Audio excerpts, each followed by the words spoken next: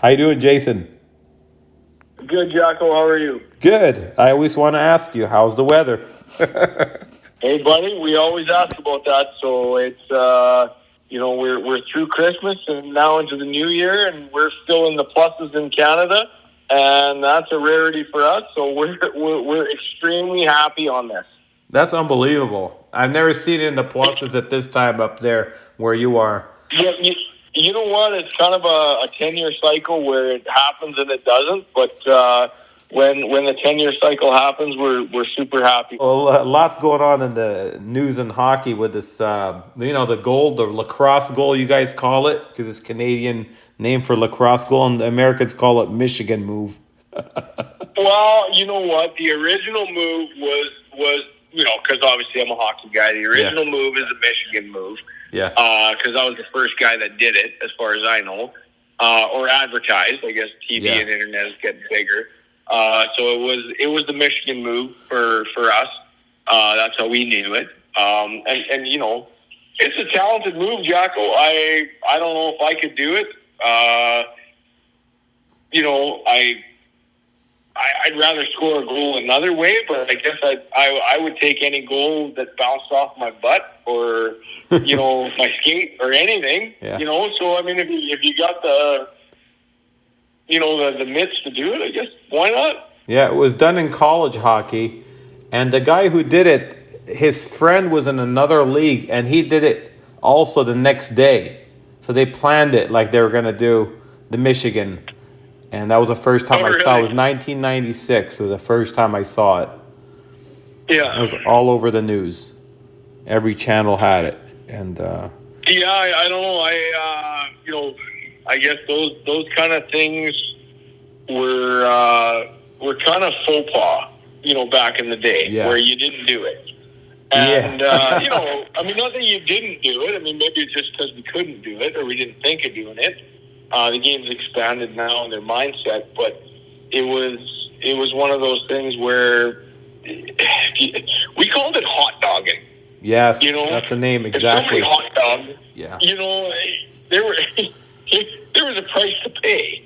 Oh yeah. So that's what I was gonna get into. Is like if we did those moves, you'd be a target probably for the rest of the season. Or after you score a goal and you celebrate like a fancy celebration, that could lead to some trouble. So you never want to embarrass the team. It was a kind of a unwritten rule in any league that you played.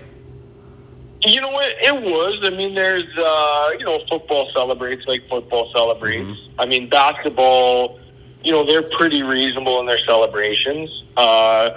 Soccer, they're non-reasonable. Yeah. Just going back in the day. I mean, but hockey was always very presentable. Baseball, you hit a dinger on a guy, you just trotted the bases, and that was your insult, was you trotted slow, right? Mm-hmm. Where now it's kind of changing where, you look at Bautista in the playoffs for the Blue Jays, and, he did the bat flip, and then all of a sudden he's getting pitches chucked at him, and, because he did a bat flip, and nowadays it's flip the bat, do a cartwheel, you hit a dinger, it's kind of the... I don't know. I like the respect in the game that you just do it the right way, and But I guess we can go back to the early '90s with Theo Fleury, riding the canoe or whatever the heck he was doing, or the kayak, and then his glove, and or I guess Solani shot the glove. But they used to do things, and there was the odd celebration that was a little bit outrageous, and but it was the odd one where nowadays it's almost a circus act. Yeah, the one that I saw, the very first one, was doing a hot dog celebration. But, who's going to mess with him was Tiger Williams. He was riding the hockey stick like a broomstick, like just sitting on it. And then I think Ty Domi emulated that one. But that was the first time I saw someone actually do a hot dog move. And of course, it's Tiger Williams. Who's going to mess with him? All-time penalty minute leader. And you know what? It wasn't who was going to mess with them. It was just they're gonna go after him, but it was just a different game that way. Yeah. It was tougher. So he was almost calling out his opponents by doing it, right? Where nowadays you do stuff like that and you're not calling anybody out. I mean, in my opinion, there's not a lot. I mean, Reeves doesn't really play. Ryan Reeves No. For Toronto now. Used to play for Vegas and that. He would, he'd be a guy that would come after you. And the only two guys right now that really have swagger are, well, probably three, but the two that would call stuff out would be the Kachuk brothers. Yeah, so I was thinking the same thing. There's just not many guys like that left. Brady, like they're great hockey players. They score goals. They, obviously captains of their team, or leaders on their team anyway. And they do things the right way, but they're willing to back it up. Where there's not a lot of guys left anymore that are willing to say, "Hey, I'm gonna celebrate this goal, but if you don't like it, come at me." Yeah, it's just don't. Yeah. You know what I noticed with the Bedard scoring the goal? That's the latest guy, and then there was the other guy for Anaheim, DeZegris. They really publicized that, and there's many other guys that scored the Michigan goal in between those years, but because it's Bedard, they really put a lot of spotlight on that goal. I noticed recently, too much attention, too much attention. But you know what? It's all about hyping the game up. The guy's made. He's a status figure in the game. So they're gonna try and sell him as much as they can because he's got a following, right? Yeah. It's who follows you, who listens to you, who whatever. Call these guys the Taylor Swifts, right? Yeah. So they everybody follows them. Everybody does what they do. So the media jumps on that. So anything they do is going to be, you or I could do this in the same game, and there'd be nothing posted on it. But a guy like that who's a media favorite, we'll call it, or a sales favorite, and they get the hype on the game. Yeah. I never. One guy I never saw do any of that flash, and he was a hell of a goal scorer. Was Mark Messier. Oh well, Jacko. Back in those days, those guys didn't. They just played the game hard and fast. That's what they did. Yeah. That's all they did. I'm trying to think of other guys. They score great goals. Like, I don't know if you ever listened to the Mark Messier book. It's pretty cool to listen to. Like what he went through growing up, and he thought he was going to go in this round and this and that, and how his family was raised, and it's kind of not the way the game is today. No, a lot of the older guys, they like the speed when I talk to them, but they don't like everything. Like there hasn't been a guy who liked everything. I've interviewed a lot of players from the 90s that played in the 90s, early 2000s. I've talked to a lot of players. They just like some of the stuff, but not everything. And that's... Well, I mean, lots of those guys, and I wouldn't disagree with them, that they like the game is not as... I don't like to call it dirty, but as mean. And so, I would say I would agree with that. So, if, I do like that. Mm-hmm. So... Like the speed of the game, I don't agree with the fact that there's no fighting. There's no it just creates a little bit more havoc in the game. I like a little more intensity, I guess I would say, in the game. I see the guys are playing reckless though. I notice the guys are playing more reckless, like they're out of control. Skates are coming up more often. There's a lot of dirty plays from behind where there's cross-checking in the neck. None of that stuff happened in the past. So usually they would drop the gloves and fight, but nowadays you see behind the plays a lot of cheap shots, and I think it's just there's no respect anymore like there used to be. That's what I'm seeing. Yeah, there's not but there's no fear in the game, right? That's what made the game great. Yeah. Was that there was a fear aspect in the game, and you had to play the game the right way within. I'm not going to say the rules, because the rules are what the referees call, but there was also unwritten rules. Yeah. Right? Where you had to play within those as well. And if you stepped outside, somebody, there was the other law that stepped in. And I like that. I do like that. I think I do believe eventually there's going to be a new league. You think so? You know what? I don't know, Jocko.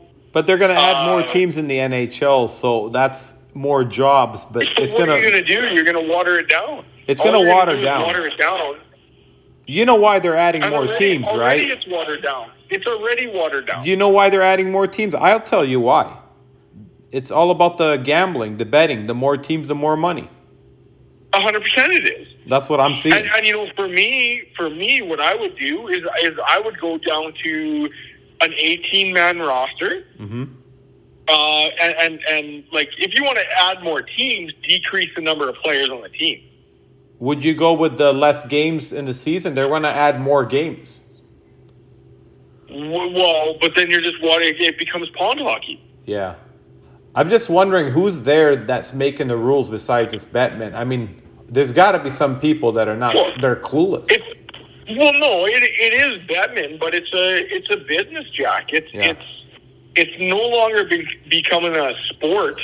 It's a business. Yeah. And it's all about making the people money that own these franchises.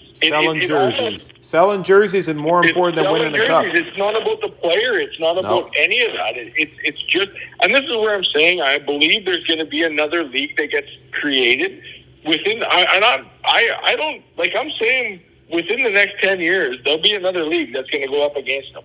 Do you think there's going to be women playing in the NHL within the next, say, 10 years? Oh, 100% there will be. Yeah, I could see that happening. I mean, they have their own league, but they're going to want to play with the guys. And so that's the one thing. So you think there will be women in the NHL? I would go down to 24 teams if I'm a commissioner, just because it's going to make the game a lot better, more skill. Because I think third or fourth line can be as good as first or second in the AHL. Yeah, for sure. Yeah. Like, I would definitely decrease the size of the lineup, and you can always call up, right? Yeah. So, I wouldn't have this expanded roster, and that, I think it just waters it down, Jacko. Yeah, I think so too. I notice it in the last probably 5-6 years. I've seen a big change. Yeah, but Jacko, you put Semenko and Marty McSorley and Donald Brashear on a team in Arizona right now, without the rules, Arizona's got a new building and it's full. Oh yeah, for sure. If you had even the Bruise brothers, remember the Bruise brothers, Probert and Kosher. Yeah. So if you put those guys, and that's why Detroit always had a sellout, and Detroit was tough to play against.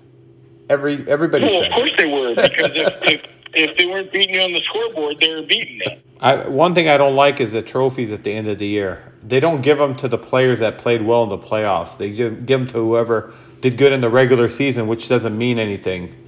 And it's like, I'm kind of not a fan of that. Well, I mean, the regular season, you get those trophies because it's a grind, right? Yeah. And it is. It's 82 games or whatever they play nowadays, 84. 82, 84. Anyway, yeah. So 80 or down to 80. Well, that's good. Decrease the games, increase the intensity. But it's one of those things where if you can, you got to reward those guys that do well in regular season. But how many times have you seen a guy put up 100? Let's just call it 100 points. Yeah.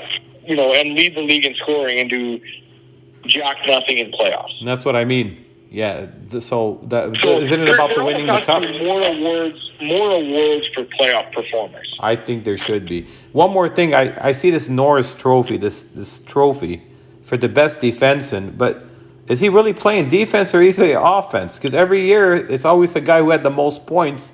They don't ever give it to a guy who ever blocks shots or has a good plus minus. It's always about and it's kind of like upsetting because there's a lot of defensemen don't get the recognition. They don't score, but they play good D.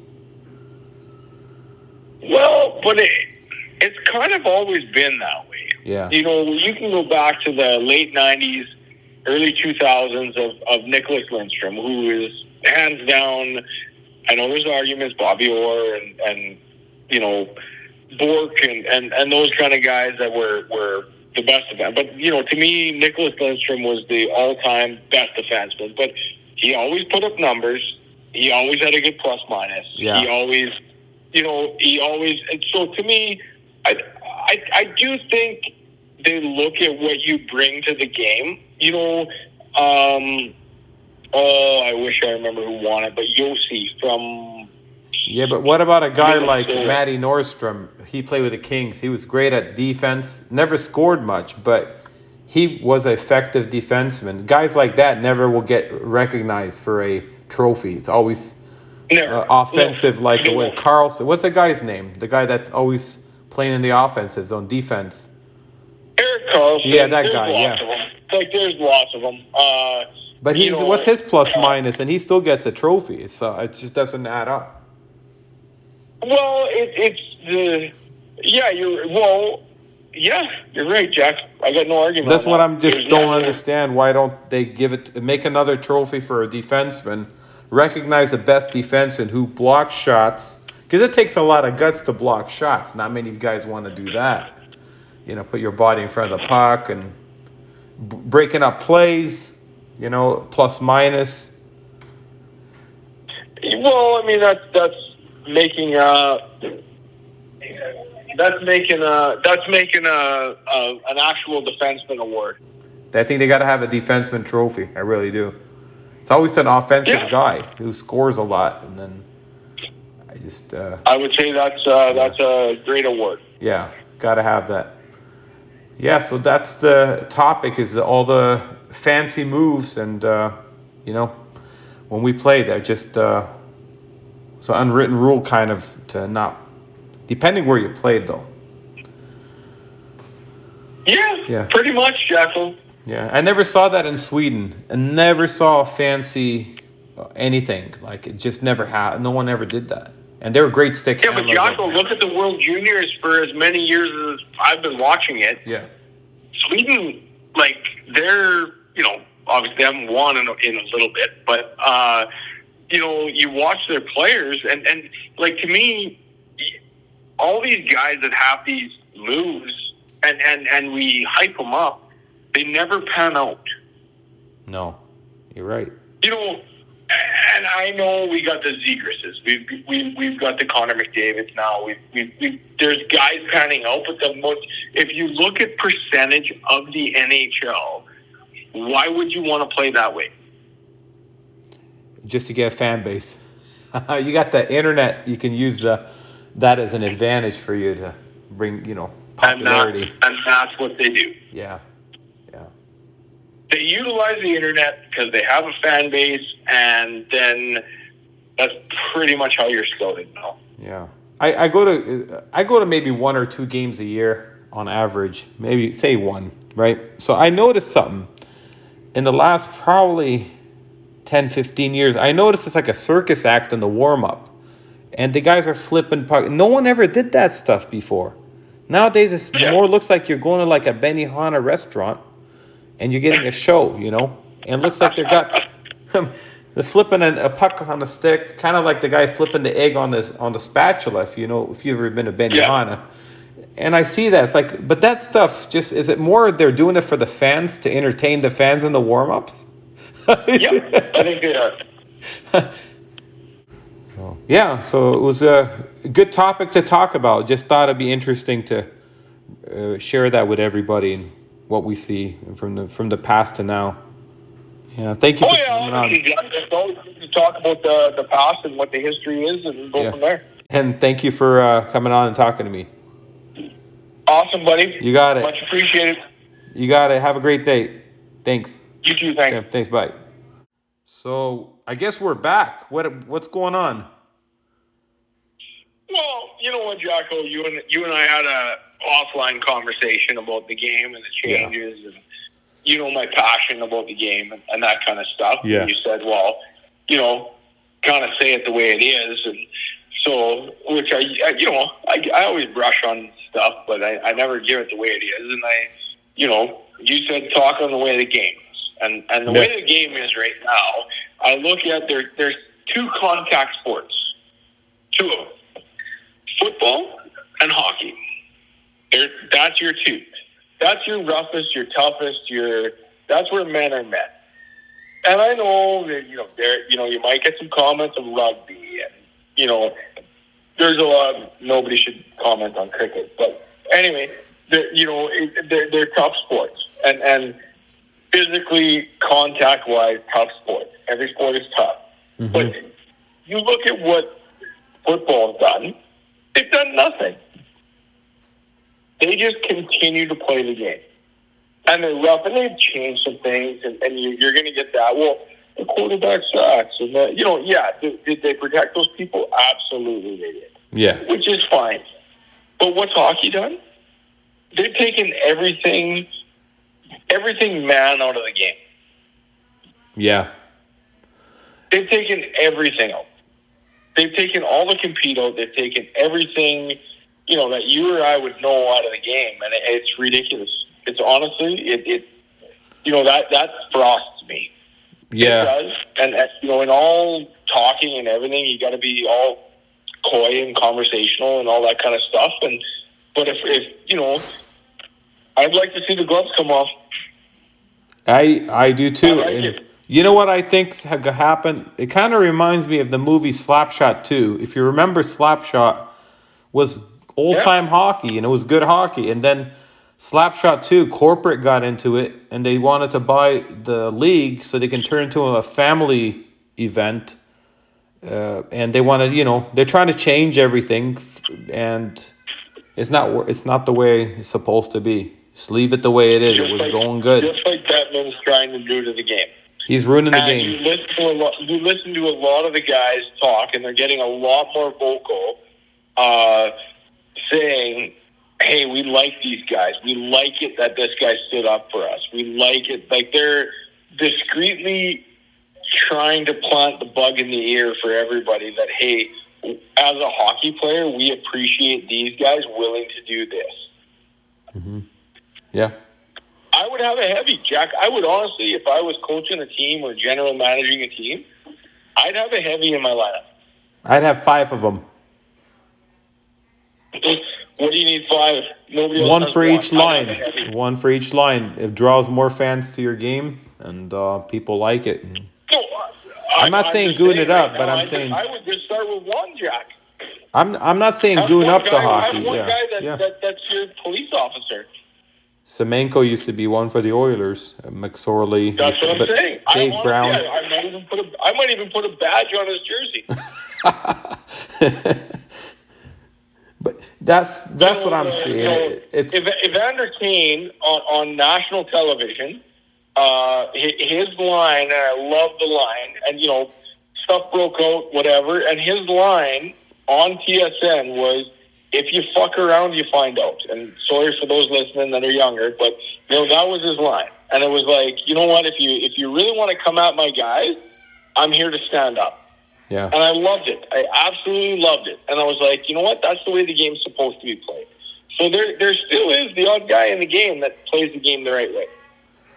And do you think that they're getting babied a little bit with all, like, if they get a little bit injured, they sit him out? Because back in the day, if we were bleeding, I played with a separated shoulder in playoffs.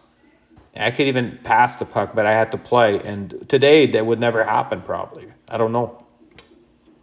Jack, there was so much competition, and there still is today, but we didn't have guarantees like they do today, and that's the difference.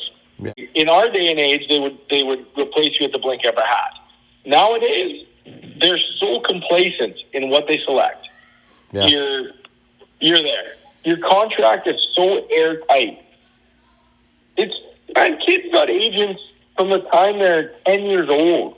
Yeah. It's way different. It's all about money. It's a big business now. It's completely different. Yeah. So I just don't see the game like it used to be. It is a business. It is so that's awesome.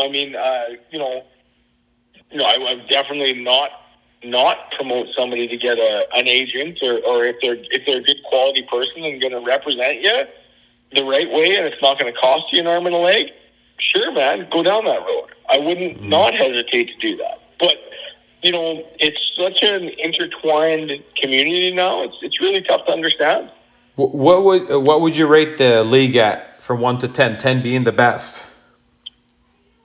The NHL? Yeah, right now.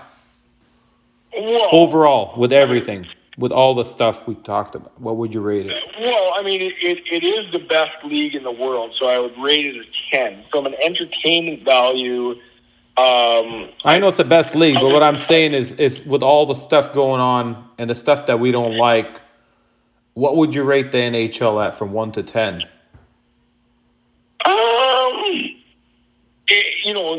My perspective from an entertainment value, I've kind of given up watching, so I'm going to give it a 6. I don't watch anymore. I'll watch the highlights, and it's not a focal point for me. Which never has been. I've always loved the game and watched every game on and stayed up later than I should have. But yeah, maybe a 6. I would give it a 3. I just think the ticket prices are outrageous. You can't even get into the parking lot if you don't pay. Yeah, you know what I'm saying? Beer's like $15. I'm just talking the overall value. Yeah, overall with everything. Entertainment value of the game. Yeah, I'm talking with everything. Like to me, I do go to games and stuff like that, and support the Oilers, because that's our hometown. Yeah. Well, not hometown, but you know what I mean. Closest town organization, and it's honestly watching really good shinny hockey. Yeah. It's not a. I don't find a lot of value in it. There's the odd game where they compete and do that and whatever, but I don't watch anything on TV anymore. I've kind of dropped off, how the game is played and how I watch. The last just because good, I just don't agree with it. Yeah, the last good Stanley Cup Finals that was a war was the 1994 one, the Vancouver Rangers. That was the best finals, the last best one, in my opinion. Where it was just like a war. It was a lot of people watching. Ratings were good, and it was New York Rangers, and the Canucks were, those two good teams, but it was a war out there. If you watch that finals, that's 2 big draws. New York. Yeah. You know what? I think when Colorado, Detroit go at it, or went at it back in the early 2000s, well, Detroit was very dominant. I know I watched. 06 Edmonton run, I know was good. There's been some good runs. There's been some good teams back then, but I think it's kind of dropped off now. Probably since, I would say 2010-ish. I think it's kind of been dropping off for its entertainment value, so it might be on your TV, but you're not really watching it. The intensity level's not there like it used to be. It's just not there. It's just not where it needs. They're competing. They're doing well, but you don't. There's no stories coming out of that a guy that competed so hard that he shouldn't have been in the game. A fan that's joined the league now, like new fans, they don't get it. They don't understand it. So that's why I kind of explain it, and it might not make sense to them. But what we're talking about, but there's a lot of new fans that have joined in probably the last 5 years that didn't know anything about hockey, and they see it as, wow, it's cool, but it used to be a lot better. That's what I'm trying to say. Yeah, it absolutely did, because it was a generational understanding of it. Yeah. Yeah. So hopefully one day it'll go back the way it used to be, but I don't know. Well, you know what? Here's the hoping, Jacko, but I don't anticipate it. Right. I'll talk to you again soon, and we have a good one. Thank you so much. See you, buddy. Have a good one. Thank you. Take care. Thanks. Bye.